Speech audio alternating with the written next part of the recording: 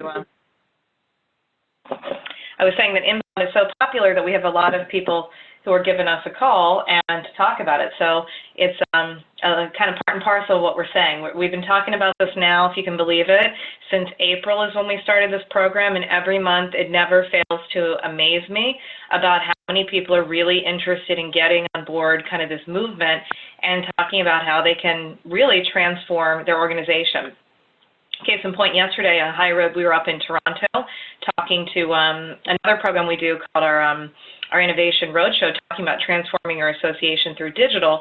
And again, a very hot topic. People want to talk about these pieces of inbound, understand the bigger picture, and understand that it's not just a marketing technique per se or a methodology, but it actually is quite transformative when it comes to the actual association business at hand and what people are trying to do with that. So anyway, we're going to talk a couple of things today.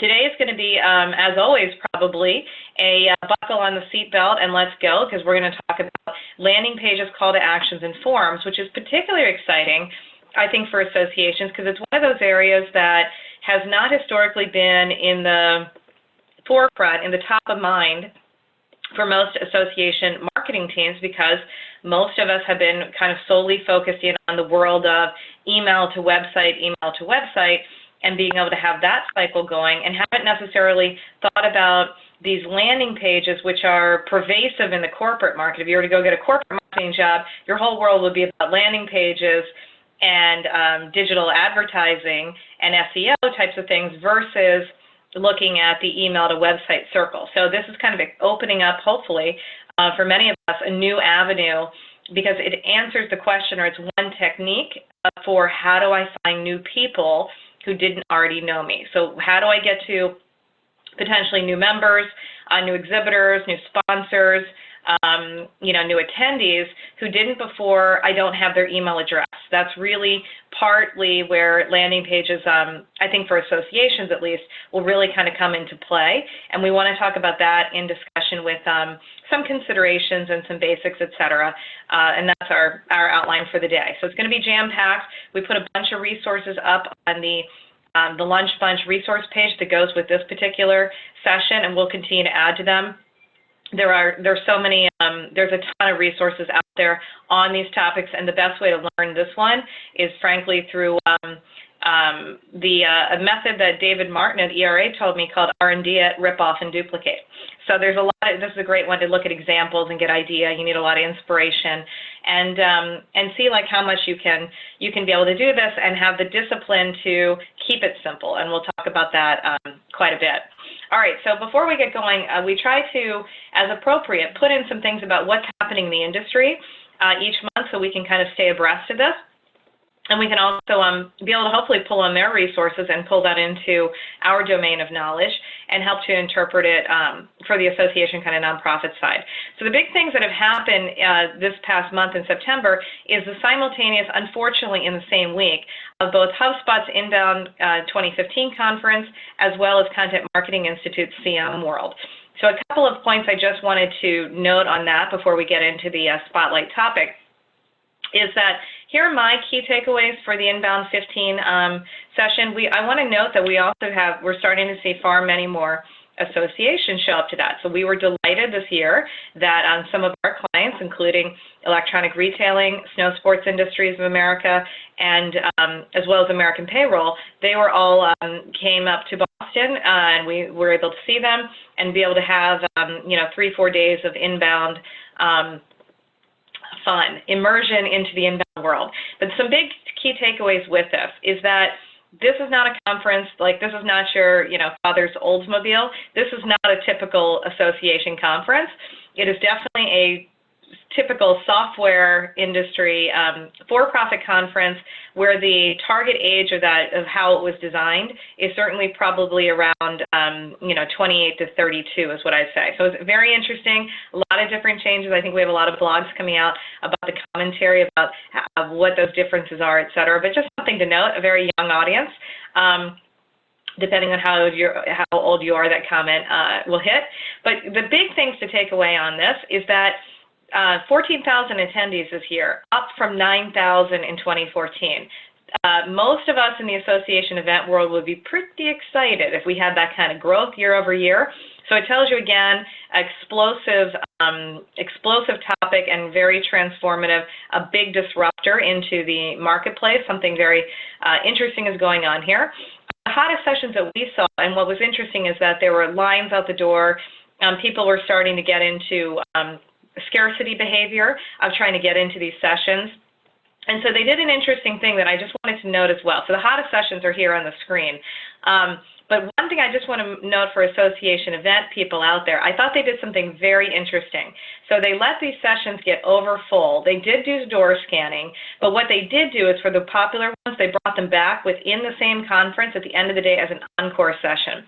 So it basically created a huge amount of demand for these certain topics, and then we're able to remedy the situation of scarcity by giving people that repeat, and then being able to turn it into something that's even more in demand. So I thought a very smart, agile way to be able to do that. And I don't know, we're trying to find out if it was by design, but I think it might have been by design because it created a ton of demand for that. And again, depending, people had different views of that, but for most of the people, they were very happy with these encore sessions, and then they were heavily attended, even late in the day. And by the way, these were very long days. We're talking about 8:30 kickoffs, and they had sessions going up to almost 6 o'clock. So jam-packed, to say the least. So aside from the search engine, I think, sessions, which were super popular, also landing pages were a really popular session. And this idea that we have to really look at our workforce and find out, do we have the right skills on staff? Are we really attractive? Are we doing the right business anymore?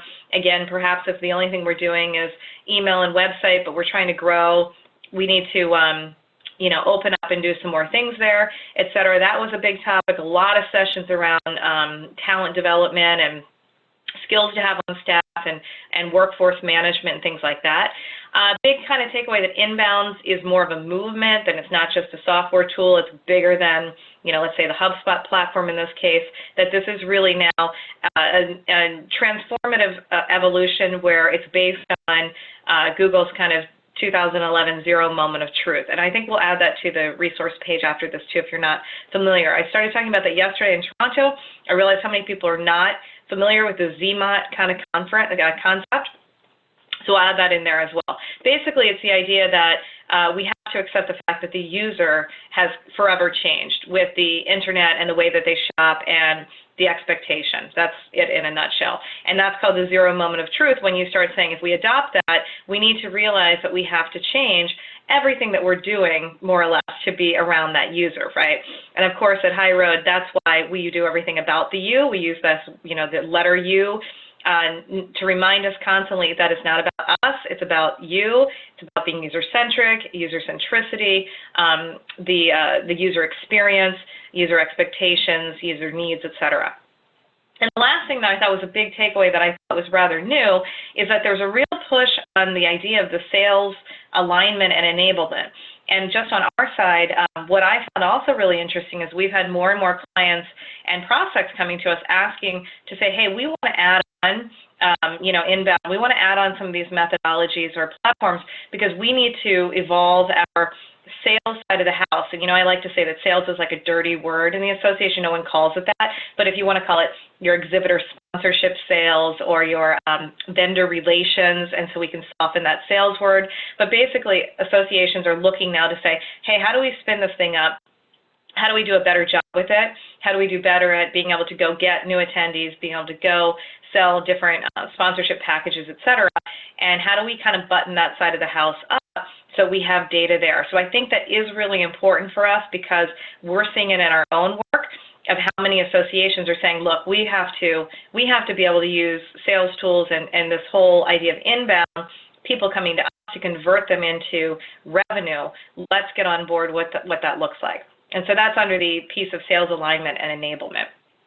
So speaking of that, I just want to note a couple of things. So HubSpot, of course, unleashed a whole new slew of features and functions and products out to the market. But I just want to highlight a couple of them, not because of anything more than I think it's really interesting. Now, from the sales CRM side, they have a free CRM piece of it that anybody can use and to use it. And I note this in particular because for many associations, I won't say most, many associations, when it comes to exhibitor sales, sponsorship sales, banner advertisement sales, maybe, affiliate vendor relations, partner sales, a lot of times that's proxied out to a different sales team or to a contractor or things like that, and that data is no longer within the domain of the association or the organization, and that can be a real problem.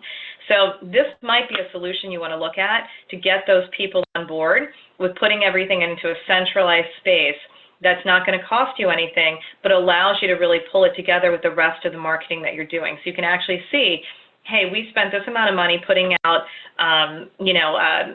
an exhibitor kind of prospectus and the campaign around it, and here's how our salespeople were able to follow up and capitalize on it. I think that's very interesting because most organizations might be in Excel still, and maybe it's in your AMS, or sometimes people, they have it in Salesforce, et cetera. But a nice way to think about how you could add that on and, again, centralize the data and make sure that it's staying within the control of the association itself. Some of the other things that came out, this is just an add-on, but it's predictive lead scoring. And I mention this because I just want you to know what's out there and readily available really in the corporate market, let's say, but now, obviously it's open to associations as well. But we're not even talking about lead scoring. Now we're into the next step of predictive lead scoring. And for most of us, we don't even have lead scoring. So we're not even there to predictive. We don't have our personas developed. We don't have our buyer's journey mapped. We don't oftentimes even have a really defined target market. So I just want you to know that these tools are there, but we got to catch up. As always, we're in the associations, we're catching up to be able to get these pieces in place that are really needed in this zero moment of truth environment that we all now are trying to create revenue and create value within. So predictive lead scoring is even more than lead scoring. It's actually automatically taking the user behavior that the user is displaying through digital means and giving it a score so that you can then take action on it. So it's, again, kind of doing some work while you sleep, but then for the association professional, the skill that I need is how do I read the tea leaves? I have to know how to analyze that data. So I'm moving, again, very quickly. These platforms are very quickly moving us away from a skill set where I know how to, create the email and cut and paste and copy and hit send. That's like we're moving away from kind of the factory worker kind of pieces of production, and we're moving quickly into the skills needed on staff or that you need to outsource or the analysis, right? So some of the, hopefully a lot of automation is taken care of again for this rigmarole work, and we're getting to the point of being able to do true analysis and understand what are we supposed to do, what are the next moves to make, how do we creatively nurture someone through a landing page series to get them to take the right action. And things like these tools are helping us to get there. So I wanted to mention that for that. And kind of last thing, on the ad management side too, you're seeing more features and kind of add-on products come out to help with ad management. I think particularly important for the association world because many of us aren't even, we have a tiptoe into the world of digital advertising at best, and certainly not even at the point to need a tool to consolidate this, but we need to look at this because being able to do digital advertising effectively, being able to do AdWords and LinkedIn and Twitter cards and retargeting campaigns and all the things that go with that are a key part that is needed in order to use it with landing pages, in order to get in front of people that we don't already have their email address for. And of course, we're working in a world where what can we not do? We can't buy email addresses. So if we're not doing that, we have to use other techniques to get in front of who we think is our target market in order to put these landing pages, bring them back, and try to convert them. So I bring that up because it's a good context, because it's hard to talk about landing pages without mentioning this big thing of how are people getting to the landing page. And that is exactly where you get into the world of advertisement, you get into the world of search engine optimization, search engine marketing, and kind of all of these other sources who are going to bring you back to the landing page. So some key things that are happening out there. On the other side of the house, Content Marketing World was happening, I said, simultaneously, which is unfortunate because I would have wanted to go to both conferences, and I think they fixed that for 2016.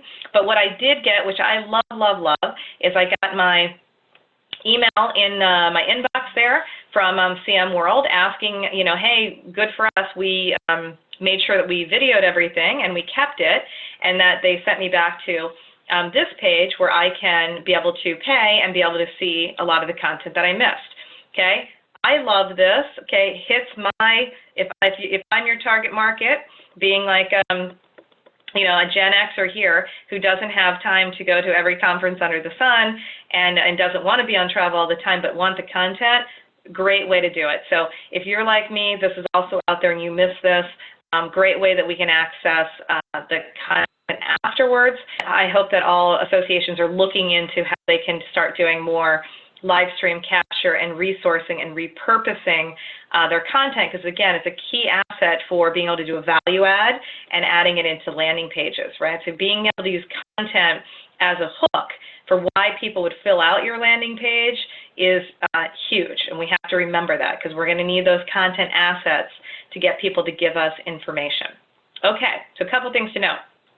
So moving into then, speaking of, that's kind of queuing us up to talk about our spotlight topic today of our landing pages, call to actions, or CTAs, and our form. So I want to start with, looking at, here's what we're going to discuss. Let's look at the basics of what a landing page is, make sure we're all on the same page. We're going to look at the typical landing page process and kind of terminology, look at a bunch of examples and talk through them, and then kind of give some considerations, okay? So very straightforward. All right, so first and foremost, let's make sure we're all clear on what a landing page is. And sometimes I find that it's confusing because the biggest question becomes, what's the difference between a landing page and a web page on my website? And the answer is not much, okay, because a landing page is a web page. It typically is sitting out on a different domain, or it's sitting out on a different URL as your website. And that could be for a couple of reasons, but certainly any good, and here's where it gets confusing, right? There's a bunch of either free or low-cost landing page builder tools that exist out in the world. If you have half a decent content management system, they're going to tell you can build landing pages. If you have half a decent email marketing system, they're going to tell you that you can build landing pages, as well as you can just build it from scratch and make it HTML and build in a form and give it a URL, etc. So remember, we're in a world where we're not in black and white anymore on these software products and platforms and techniques. There's a blend of them, and the answer is you're going to do the thing that makes the most sense to your organization, right? So for the organizations we are working with, they're really they're concerned with measurement and how I can measure it all together. So so that's one thing we're going to talk about as our kind of fifth element there on landing pages. But at the end of the day, it's a web page. Okay, that's all it is. It's a web page that sits out on a website, and here are the elements. It needs to have a URL that I can get to, and we can talk about what those things could be. It needs to it needs to include a form that would make it a landing page. That's one of the big differences with just being a website of, just straight copy and information. It includes a form. It should include compelling copy. It should include what's called a BSI, a big sexy image. So it gives me something because people aren't, you're not talking about copious amount of information on this page. I know it's hard for us in association world. We want to jam it all in there, but we're doing like one simplistic thing at a time and some sort of action button, okay? That's at the end of the day, that's what it is. It's kind of like we know it when we see it. We've all seen a million of these. We've all filled out a million forms and said, yeah, I want the ebook or what have you. And so we have to start now stopping, and every time you're doing this now, start looking at it and start looking at how they are displaying this information, because again, the magic part is in the detail. So anyway, so here's the basics of a landing page. So I'm going to get people to come to this page somehow, get them to give me my email address, give them some sort of choices in a form, and they're going to hit submit. Okay, in this case, they want to download our 2015 State of Digital Marketing and Association report. Okay, that's our offer. And this page is called an offer page. So I am providing you a value exchange that most of us in today, in the zero moment of truth world, we understand. You're going to give me some information, and in exchange, I'm going to give you something of value. And we have a win-win. That's the whole key here in the new world, win-win situation, okay? So in doing that, since I'm giving you something of value, you're going to give me something of value, and we can hopefully iterate on that relationship. So we're continuing to have a relationship where I give value, you give value, I give value, you give value. And I'm not going for the kill and asking them to join now or register now, like immediately. Okay, that's the discipline part. That's where most associations go wrong. They're like, well, since we gave them that, can't we just ask them to join now? So it depends on, again, how you want to approach it and who your target audience is, but typically the answer is no. You need to have that value and the trust built, and landing pages are a part of that new way of building trust and building rapport before you go for the ask. Okay, so again, offer page, right? Very clean, clear, small amount of copy, maybe some bullets telling you the benefits, big graphic, form, you hit submit to get the good stuff. All right. Okay, so once I hit submit, I now get what's called a thank you page. So not very, huge terminology, but what I do want to provide there, or I want to note, is that a lot of associations don't do the thank you page. And what they do is, let's say they're saying, oh, download our latest research or prospectus or ebook or directory or whatever the case may be. They immediately go to an ebook. They immediately go to a PDF download.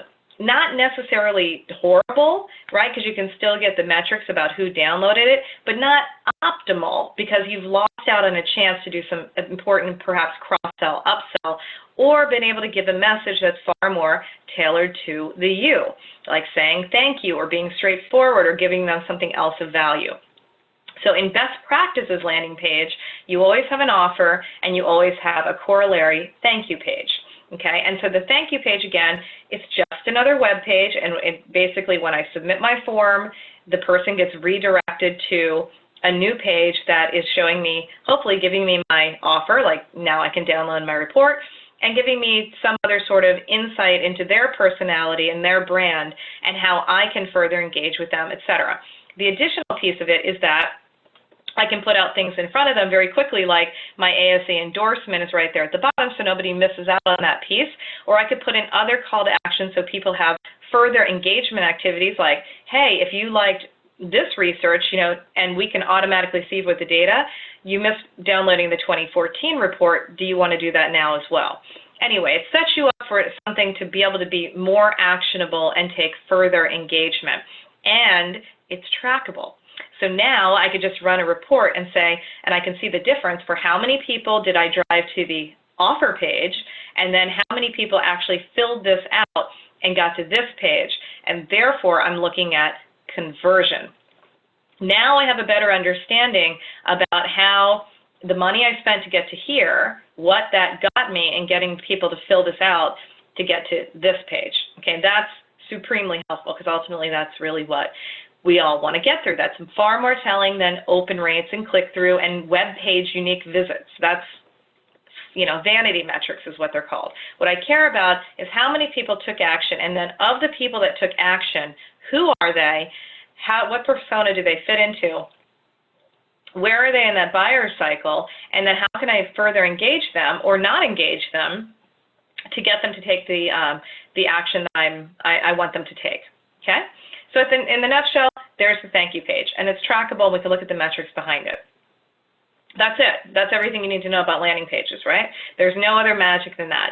So like I said, the magic is really in the details, okay? So it's very basic. The web page, that's the offer. You give them something, they fill out a form, you give them something to offer that's valuable, and then they get to the thank you page and they download or they do something and they are on their way. So the magic are the 6 considerations, and we're going to go through those in turn and then look at the examples. So here's the 6 considerations. What are you trying to do? Who are you trying to target? How are they getting there? How are you going to have anything that's intriguing? How are you going to basically elicit curiosity or compel them to take this action? How are you going to measure it? And what do you do next? That's really the considerations when you're thinking about designing a campaign and putting these landing pages within it. So let's go one by one. So first of all, what's the goal? And there's a couple of different ones that you typically see. Now, these are very association specific. If you look in the world, if I just Google best practices and landing pages, you're going to get a gazillion things that are about, retail stuff, consumer pieces, et cetera. A lot of times with associations, they go, well, it's not applicable to me because we don't do that and blah, blah, blah. But it still is, because most associations still are trying to sell something, even if it's to members. And we have to look at, again, the typical things of why people are doing landing pages, okay? So in the corporate world, a lot of times people are doing landing pages to get you to do free trials, to do demos, to get you to download ebooks, to do additional kind of research on their product that you want to buy, et cetera. In the association world, here are the goals that I frequently see. So I just put those together. So typically the goal, a lot of times if you're trying to grow and get those pesky millennials into your world, the big thing you're trying to do is you're trying to acquire their email address. Step one. You're trying to get the email address because you don't have it, and you're not going to buy email addresses, right? So you're trying to get them to do that. So let's say everybody goes, well, we do third-party emails, so we try to work with our partner, and then they send a big email to their list. Great. You know what that needs to do? If you do that, you need to bring them back to your landing page, not whoever's doing your third party. Bring them back to your landing page and try to, again, convert them and get their email address. But that's probably step one for many associations that are trying to grow. We need to be in the zero moment of truth of we can't communicate to people where we don't have their email address super effectively. So first and foremost, oftentimes the goal of landing pages are why start them now and not just have my regular association website. It's because we need to get new email addresses, okay? And even so, as a side note, most of us have newsletters, and you know what? Many, many, many organizations still do not use some sort of sign up for my newsletter feature for kind of a non-member. And we need to think about that. That's a big one for using newsletters as a hook to be able to get new email addresses. All right, second thing that's a common goal is that we're trying to elicit more information following getting the email address so I can, every step of the way, get to know this person better, okay? So I need to get past the idea of, I know their first name, last name, demographic information, email address, and transactional, they bought something, and start to understand their proclivities, their preferences, their topics, anything I can do to help me get a better picture of who this person is at the individual level so I can group them in and decide, does this fit my buyer persona, yes or no? Okay? So I'm always trying to, every step of the way, trying to craft how can I get to know this person better, what questions can I ask? The third kind of common goal is that I'm trying to really move this person down a buying cycle to an action that I want them to take. Either you are going to become an exhibitor or you're not, and I don't need to worry about you and I can bucket you to like save to the future, or you don't fit the profile, right? But I'm trying to understand and qualify you down a whole pre-designed set of steps to understand you in more detail so I can understand where you fall in the conversion funnel. And those are typically the three goals that I see for why put in landing pages, why do this work in the association world.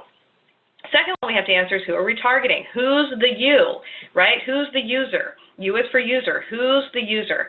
And I have to say, so once I've decided here's my user that I'm trying to target, hopefully align with our persona, but here's the target market, here's the persona. Okay, for that user type, what is going to be the visual design, the copy, the big sexy image, the positioning, what's going to be the content that's of value for them, like what's the exchange, or like whatever, it doesn't have to be content. It could be like get a backstage pass and talk to our keynote speaker for half an hour. Whatever the offer is going to be to allow them to be enough for me to give up my email address or additional information, whatever that is, what does it look like? Do I have it? Do I need to create it? Is it the right flavor, if you will, right? Does it have the right look and feel? And all that is governed by the you and the user that I'm trying to target, right?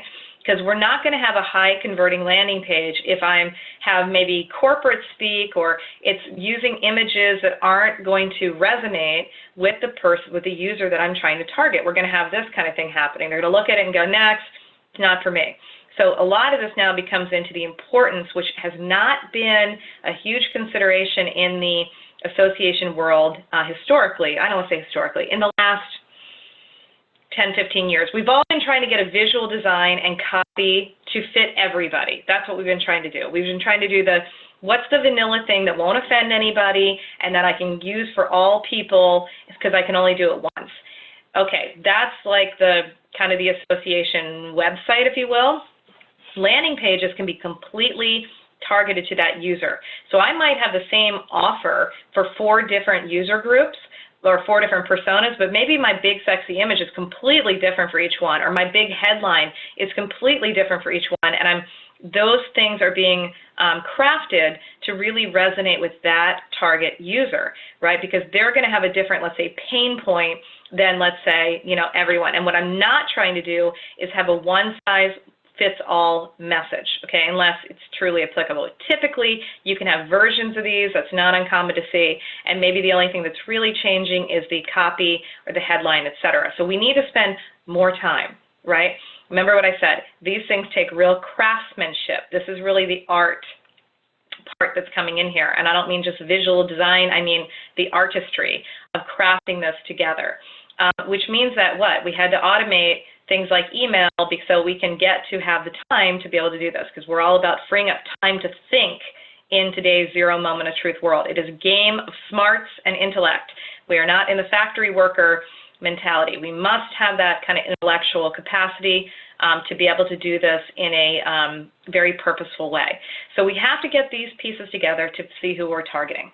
Third step, how are people coming to this landing page? How are they getting there? And usually, should be, there's a variety of different ways that we might be driving people to the landing page. Now that unto itself might also change the copy or the headlines or the big sexy image that we might use on this landing page, because we might have something very specific for target users that are coming from direct mail from California versus target users that are coming from direct mail from, let's say, Wisconsin, whatever the case may be. It could also be that I'm using different banner ads out in the world, and per banner ad, I want to have a little bit of a different approach for that, because I know that, let's say, maybe I bought a banner ad on ASAE's website, and I know that when they come back, I want to make sure that people know, if you're coming from ASAE, hey, we're the endorsed partner and we do all of their email, whatever the case may be. So these things will have kind of considerations in also number 2 of the content, et cetera, that I'm presenting.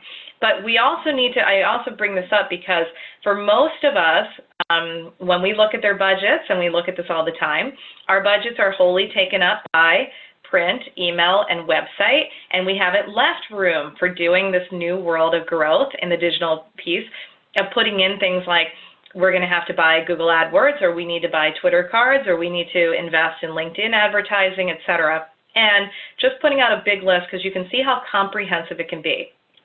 There's all sorts of ways now that you can tie in, like booth scanning or beacons at events, or just being able to type in certain pages, or direct mail or passport games, let's say at a live event, and bringing them back to a landing page for, let's say, a specific exhibitor or for one of your specific programs. There's all sorts of interesting ways in the world of integrated marketing that we can put all of this together to drive people back to these landing pages.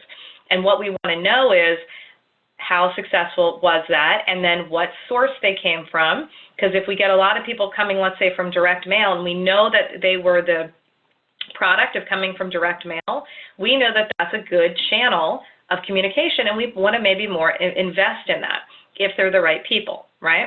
So not just responses, but if we see the conversions. And so in the direct mail world, that came out like, I don't know, 10 years ago with like the personalized URL things like that. Think of that. So personalized URL is going to come back to this landing page. Maybe your printer was doing those things for you. You can do it all yourself. You don't need that for that. But what you want to do is be able to track these sources, okay? And there's a bunch of different ways to do that with trackable URLs and things like that. But by and large, number 3 is we got to understand how they're getting there, and which channels we're going to use and how we're going to invest in that, so we can start to understand, again, the measurement part of conversion.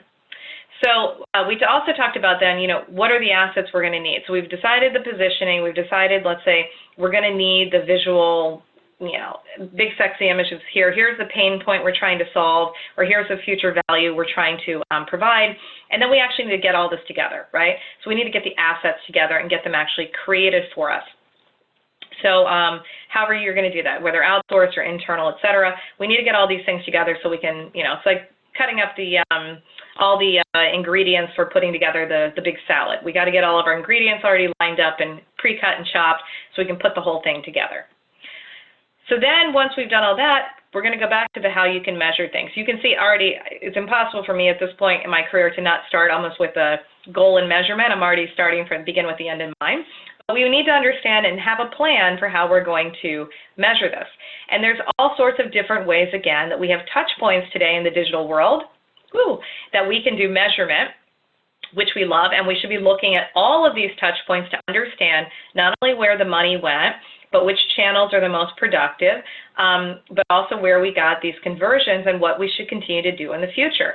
So how people are behaving is going to be a positive feedback loop to me, the marketer, to understand where should I put my money next, and also where should I not put my money. If it's not working, then we strike it off and we move the money somewhere else. We need to understand how that's allocating. So there's no judgment in the world of digital marketing. There's only data. We have to just be able to interpret the data and understand what is it trying to tell us based on these humans that we're trying to target. So under the world of measurement, certainly we were talking about, we have measurement on the landing page itself, on both the thank you and the offer page. Filling out that form, there's measurement on that. We can look at conversion. Also in today's world, these call to action, usually they're graphics or they're CSS. We can measure who clicked on those links, et cetera. If we have a good system, we can actually have a little JavaScript embed code and put those buttons perhaps elsewhere and get some metrics on the actual button itself and understand, who used those and, again, where. We can use Google Tag Manager, which is just a free tool within the world of Google, and we can put a tag within our web page and understand did someone come back from, let's say, a particular source to that particular, let's say, landing page or website on your association and tie it together. We can certainly look at unique visitors and look through our web analytics or Google Analytics. Certainly we should be tying in our email marketing metrics, right? So we have a call to action in our email that's going to point us to a landing page once we have acquired their email address. We want to be able to tie that in together as well. Certainly anything to do with social media. We're putting out Twitter, we're putting out LinkedIn, you're on Instagram, wherever you're putting it, and you're pointing people back to a landing page, we want to take that into consideration. Any banner ad purchases we're buying anywhere, any Google AdWords purchases, etc. Point being, there's a lot of different channels, right? And we're testing out to find out what's the mix of channels that's going to work the best to drive the greatest conversions, right? So each time we do a new campaign, we're trying to assess that and understand it. So those are kind of the pieces there on the measurement. And then finally, once, let's say that it worked. Woo, we got a conversion. Somebody came to the landing page, they filled it out, they hit submit, they downloaded or they signed up for whatever the requisite offer was. And now the question is, we're not done yet. We have to say, now what? And how do we push them into the proper nurturing campaign to, let's say, move them down, farther down the conversion funnel? Or how do we, again, what's the next thing we want to offer them to help them give us more information? How do we bucket them into the right persona so we understand, are we hooking the right fish that we're trying to fish for? And then, how do we reward them? So once we actually get the conversion, the process isn't done. It's just one more step on the way to making, evangelists out of anyone that we're touching that we want to, the right people. And that's just part of it. So that's part of the overall landing page thing. So let's look at some examples. All right, so some corporate examples I pulled out. I pulled out this from, I believe from HubSpot's kind of like top 17 best landing page examples, and I put that resource link on the resource page. But I pulled this one out in particular because I think this is applicable to associations, and I think it's done in a very nice, easy-to-do way. So what Litmus is doing is they're saying this is your basic sign-up for our newsletter for, let's say, for their case, a non-customer, but this could be your non-member or only attendee only, they're not yet a member kind of thing. How you could do this in a nice way. So what they're doing on their landing page is they only have one item on the form. This is a true acquisition. How do I get people to give me their email address? And they are asking for, you can just see very boldly, let's stay in touch, give me your email address and subscribe. It's orange, it's easy to see. They're showing you what the newsletter looks like here in the middle, all right? And then they're showing you already, they're allowing you to try before you buy because they're giving you links already to past newsletters. So this is very much in alignment with you talk about the zero moment of truth buyer, the need for trial and sample. I just can't tell you, believe me and trust me, I'm going to allow you to experience me and have that social proof. And I think this is a model that many associations could follow to start to increase their non-member or non-attendee, et cetera, subscriber pool, and possibly like potential exhibitors, potential, sponsors, on and on. So I think a great example. But all the things we talked about. By the way, landing pages have a big, a lot of people say, what's the difference between a landing page and my association website? There's a lot of debate between, do I put in my full navigation with all my massively complex drop-down menus, et cetera, et cetera? And there's a kind of a consensus that for a landing page, you want to pull way back on that. Maybe you have a couple of nav items on the top. They don't necessarily have to be your same association navigation. And a lot of times you just don't see that at all. Okay, it just keeps it super simple and just to the point of what I'm trying to ask the user to do. I'm not trying to, again, complicate their world, and I'm just trying to ask them to do one thing. Okay, in this case, sign up for the email newsletter. But a nice way that they've done that. Second one I think I pulled out from kind of the corporate world is this one for, this is for downloading basically a guide for the beginner's guide to inbound.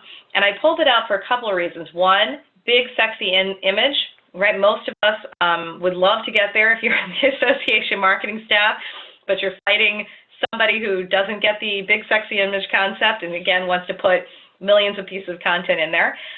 So this does have one big sexy image, and then it has quite a bit of content here on the left-hand side to help ameliorate that need for, throwing up on all your prospective members of how much information you have. But it does it in a nice, clean way. And so I put that in there because I think this could be a very easily copied, replicated approach, especially for associations if you want to give away some research or for an ebook or something like that. But this is really a nice, like a state of the industry. Many of us have these kinds of research reports or state of the industry or here's our take on it or even your annual report. That might be a great way to kind of situate that. You're telling them it's a free download. I love that they've got just a little banner across that just makes your eye pop with the green. And then we, of course, have our form, and we've asked, in their case, enough information for us to get a sense of that. And just notice down here, they're asking which best describes me, and they're asking now for a self-selection item as far as what the user perceives their characteristic to be, okay? So this is both information that I'm getting from them as well as they're giving me that extra little piece of information that goes beyond a demographic type of name, address, zip code type of piece of information. They're giving me some user-defined information of how they see themselves. That's helping me to get them to know them one little extra bit more. And you can also notice, which I love, down here, very small, they have subscribed me to the blog. So I'm already asking for your information to download this. I've made it convenient for them to package it up for me to do the next stage of engagement. And again, if they just click that box, they're automatically signed up for the blog, and I've answered my question of what can I do next to engage them. The people that don't sign up for the blog, I have to say, what can I do with those guys, okay? But a great way of looking at that of how they've done that well.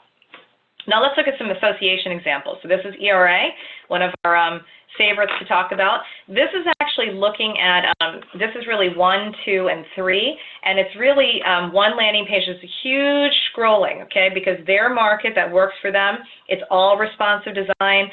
They market to people who are digital marketers, so they know that they're embracing the scroll. And what they do is, which is brilliant, they tell the story as I scroll down the page. So I start with friend, the entire direct response industry will be here, will you? Okay, so really compelling to make sure that people understand you're going to be missing out if you don't take advantage of this. And I start to scroll down, and I'm giving information as we go. And I'm giving information, I'm giving videos and different ways to interact and little infographics, which people love, and big pictures of smiling, beautiful people. And finally, about 2/3 of the way down is maybe the first time I actually do anything that's a call to action. Okay, and I register now, and the story continues, etc. And if I don't take that call to action, lower down, even further down, I will continue to ask another call to action. So really nice way to help do event marketing better. This is pure attendee acquisition marketing, giving you the reasons you should attend through graphic form, through visual form for their non-member kind of audience. Okay? Second way they do that, they do it on the exhibitor side as well. And you're seeing a lot of this. We're doing a lot of work on the attendee, exhibitor, kind of potential partner vendor side. Here's another landing page that they're now sending out, and again, bringing people through different ways to get to this page. And this one, again, is using what's called an S-curve, if you think of it this way, inverted S, to get the eye to move down to, again, combining in using a sexy headline here, strengthen your industry presence. They're not telling me, they're just telling me I'm inferring, if I come, I'm going to strengthen my industry presence. I'm seeing the video, I get my testimonial, so I get social proof out of this.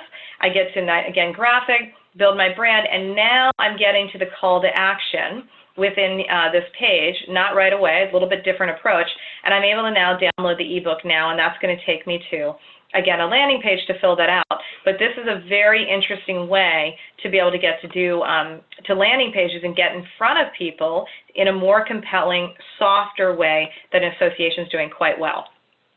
On the other side, here's snow sports. They're doing something similar. They're trying to do a big campaign to increase the number of exhibitors at their big show called the Snow Show.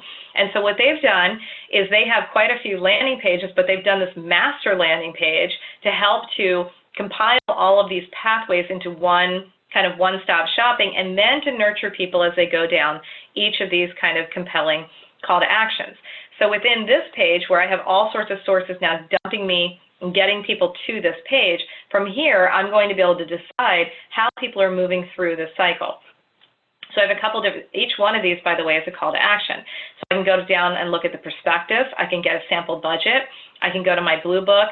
I can look at this learn more buy, sell cycle infographic. I have video, etc. So all sorts of different ways that I'm going to be able to get somebody compelled to look at this.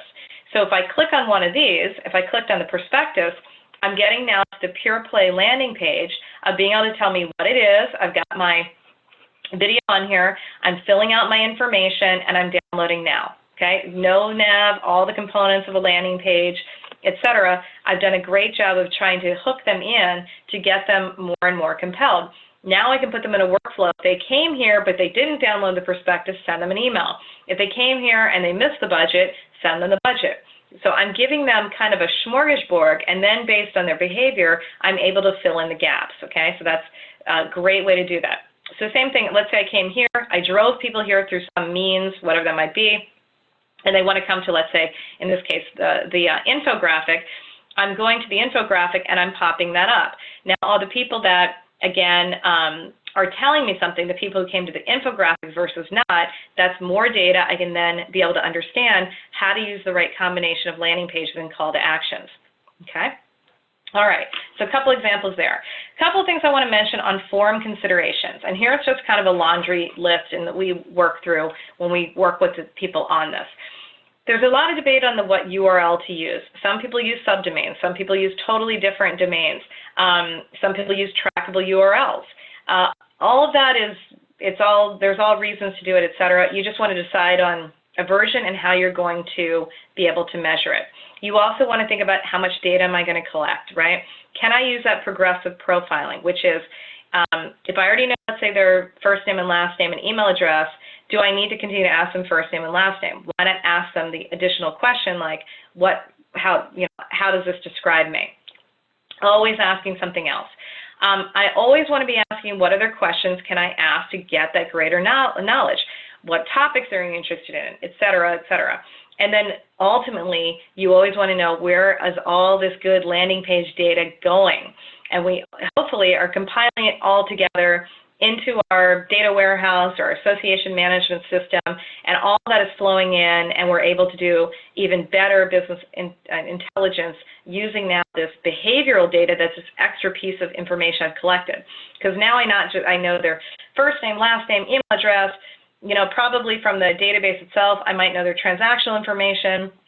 They came to a show 6 years ago and never since then. I can pull all this information together and start to get far more predictive in how I'm going to be able to entice them. So just a list of form considerations there. So a couple things, again, examples to note. So here's our own inbound lunch bunch form. And we're using this really from a registration process. So here I'm just asking, because I've already come here before, I'm not asking first name, last name, title, organization, country. I have that on file. I'm using progressive profiling. I'm just asking for my email address. I'm showing you the new sessions I can offer. I'm already asking for additional things you might want to subscribe me for right while I'm here and in the moment of giving information. A great way to do cross-sell, upsell, because people are now focused on filling out this form to get what they want. You have something they want, so why not give them something that's additional that they're like, oh, I didn't even know I could get a party invite. Okay, yeah, heck yeah, I want that. So get that again, helps me with my next engagement step. And then here I'm asking, just really in this case, a very silly question, but did you have a favorite lunch box rather? And you would be amazed at how many people filled this out, and that is very telling. It gives me a whole different level of insight into who these people are. Maybe you're doing something for an event at your annual conference, and they're signing up to the additional networking event. Why aren't you asking them for their favorite cocktail? Why aren't you asking them for, I don't know, like, do they like sunset cruises? I mean, get them to give you information about them to help you further understand who the you is and how we can better serve them, okay? So every step along the way, even if silly, we want to be able to gather information. It also makes it fun, shows our personality, et cetera. This is not as fun and as exciting, but you can see here in our form that we showed to begin with, I'm just asking what are your topics of interest and giving them this whole slew of options, okay? I may or may not have information per se on these topics, but I'm interested in understanding what else they would like to see, because if I start seeing that all sorts of people, which by the way, this is the case, start checking change management, it says to me I better get on it. This is a hot topic and we're missing a content offer about this piece. If we had it, I already know I'm going to have more conversions, okay? So kind of bottom line with forums, these are kind of my rules of the road.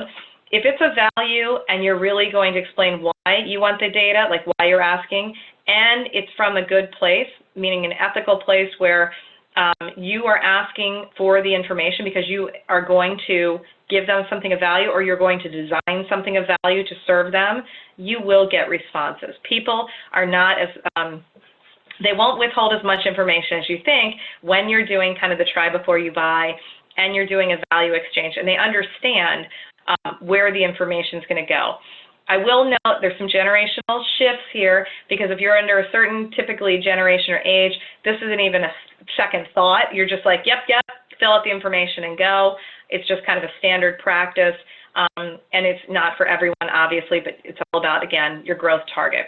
But I also want to note that it's not, we so focus on the association market on who responded, how many attendees are coming to the event, how many people, and the number, always so much on the quantity and not quality. The non-responses are equally telling. Again, when we do a lot of email marketing and consulting on that, everybody focuses in on how many emails they send to. We send to 20,000 people.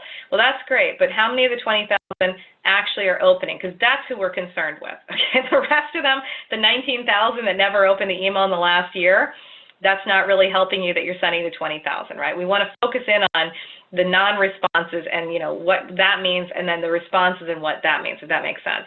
And what we can do with the non-responses perhaps to understand maybe where the blocking points are or different ways that we can engage with them. So we need to look at both. It's not just about the responses, also understanding, are we eliciting the right action that we want, and then what does it mean if we're not? We need to ask that question as well. And by the way, the answer is not send another email. So we need to look at that. If people aren't opening your email, we need to look at why that might be the case. All right, so last kind of thing on the call to action examples. And so, again, I think call to actions, it's one of those things that you've seen a million a day. You probably, I mean, a million, but quite a few a day.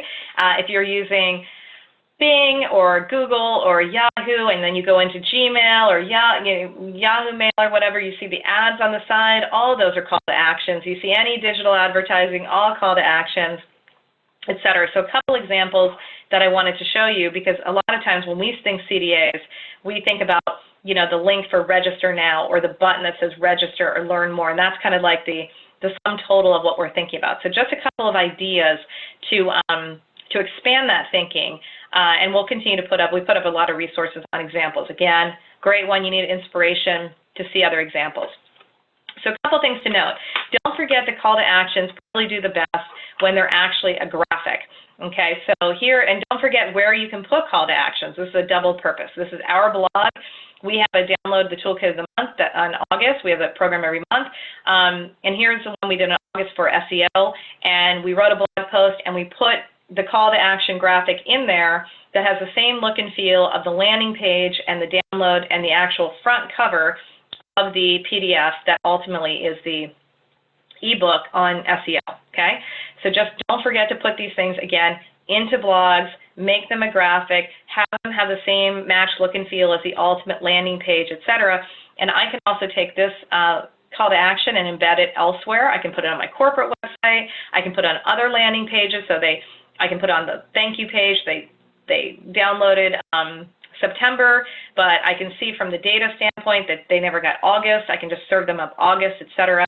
But easy way to do better looking, and they have higher conversion rates if you oftentimes make it bigger and you put a graphic and it kind of matches up with the other landing page and things you're going to do.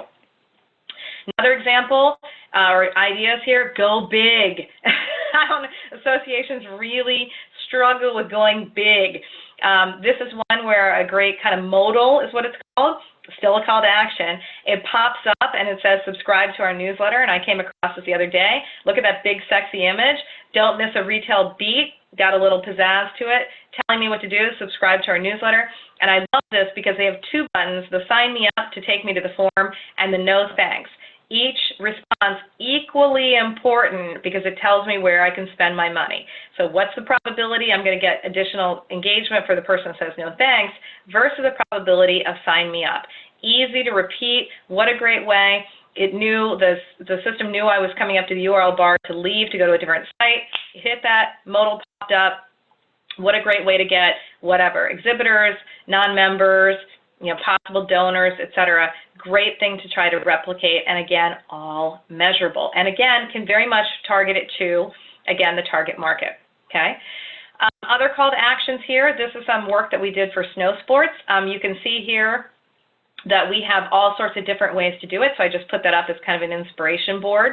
And there's different ways, even within the graphic, that you can put in the download now. But remembering that the entire graphic is the call to action. So I can have my view staff profiles, my downloads now, my become a member, etc., in all sorts of different shapes and sizes and forms. Okay? So last thing, make them visual. Think about even putting them into the end of your video. We have a video from our 2014 study, and the last part of the video infographic says, participate now in the survey. That's still the call to action, and it turns into a graphic that you can then click to go to your landing page form. Put them into your site, put them into your sidebars, put them into your blog, add them to emails as your banners, sell them to sponsors, okay? All measurable, all good ways that we can track things and put all that together. That's everything we have today. As always at HighRoad, do good work, make today great. Again, we have quite a few resources on our landing page for the session, as well as we have a master landing page that lists all of our inbound lunch bunch sessions that we've had thus far this year, in case you missed any, under our HighRoad U tab on our corporate website. So with that, love to hear feedback. Thanks everybody for joining us today, and have a great day.